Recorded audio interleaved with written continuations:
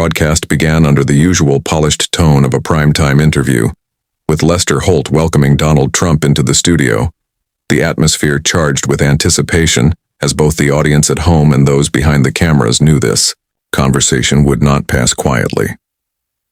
At first, Trump presented himself with the same familiar bravado, leaning into his well-rehearsed talking points and deflecting critical lines of questioning with sharp retorts, but Holt's insistence on pressing for clarity and direct answers began to tighten the air in the room. As the exchange intensified, Holt's calm yet firm demeanor contrasted sharply with Trump's rising agitation, the former anchoring his questions in facts and accountability, while the latter bristled under the scrutiny, his voice carrying an unmistakable edge that signaled the start of a clash beyond ordinary political discourse. The studio, usually a controlled environment for serious journalism, transformed into a stage for a fiery dispute as Trump waved his hands dismissively, accused the network of bias, and attempted to wrest control of the narrative, all while Holt maintained his steady composure, refusing to yield ground. The tension became palpable not only in the measured silence between Holt's questions, but also in the subtle shifting of production crew members, their eyes darting between monitors and one another, sensing that what was unfolding could not be contained within standard broadcast etiquette. As Holt leaned forward with his notes, asking a pointed question about Trump's record and his recent accusations against media institutions, the former president's expression hardened, his jaw tightening as if he were bracing himself against an oncoming storm. Trump snapped back with accusations of fake news and claims that Holt was deliberately twisting facts to embarrass him on national television, raising his voice so forcefully that the microphone seemed to strain under the volume.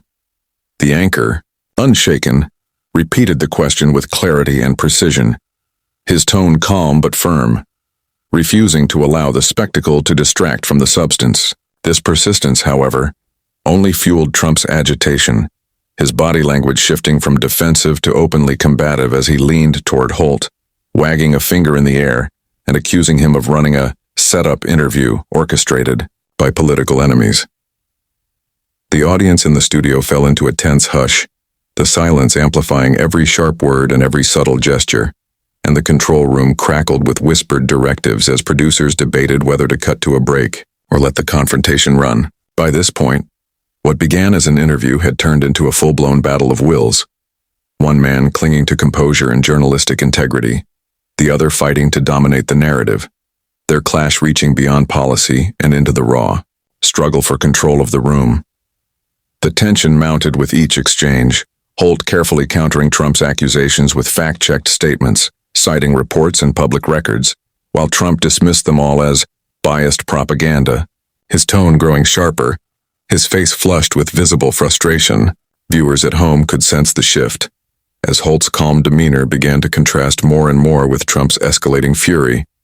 the disparity painting a picture of a journalist holding the line against a guest unwilling to yield. At one point, Holt leaned back in his chair and remarked that the American people deserved answers rather than distractions, a statement that drew murmurs from the studio audience and visibly set Trump off. Trump slammed his hand on the armrest,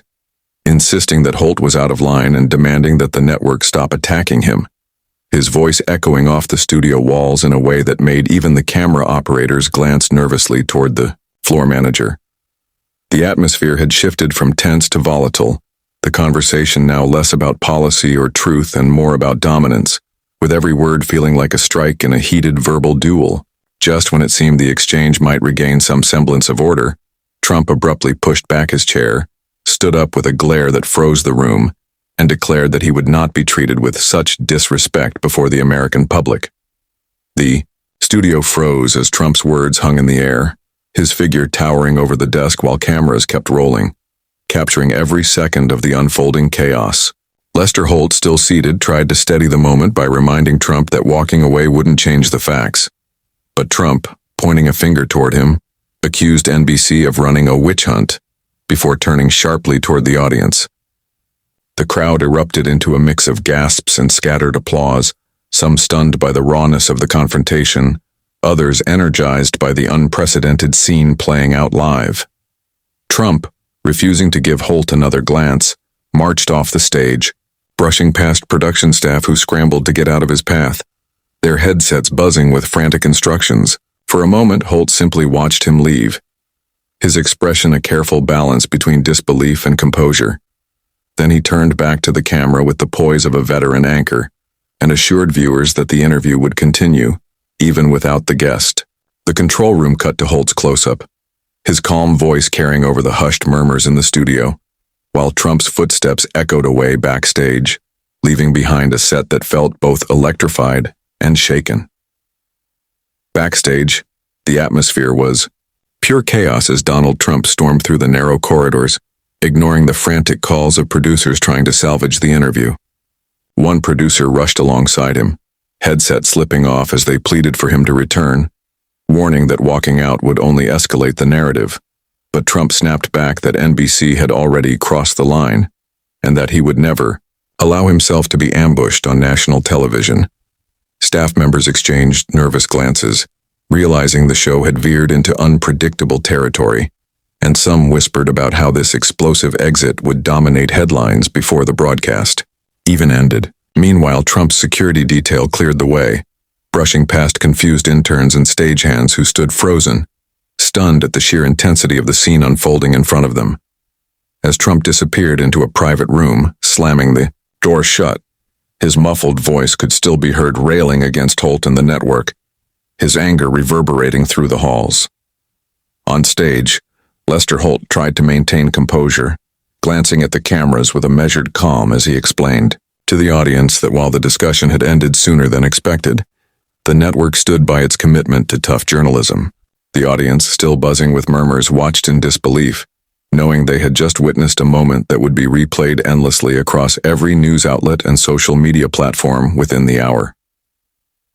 Inside the private room, Trump paced, back and forth with an almost uncontainable energy, his hands gesturing wildly as he berated his aides about how unfairly he had been treated, insisting that Lester Holt had set him up with questions designed to humiliate him in front of millions. His campaign staff scrambled to respond, some urging him to calm down and reminding him that losing his composure on live television could overshadow his intended message, while others nodded along in agreement, fueling his anger by echoing his claims of bias. The room itself felt claustrophobic, filled with the low hum of vibrating cell phones as staffers texted frantically, trying to manage the media fallout already spiraling online.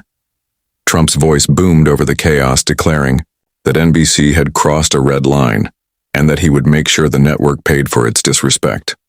One aide tried to lighten the tension by suggesting he could spin the walkout into a narrative of standing up against the mainstream media,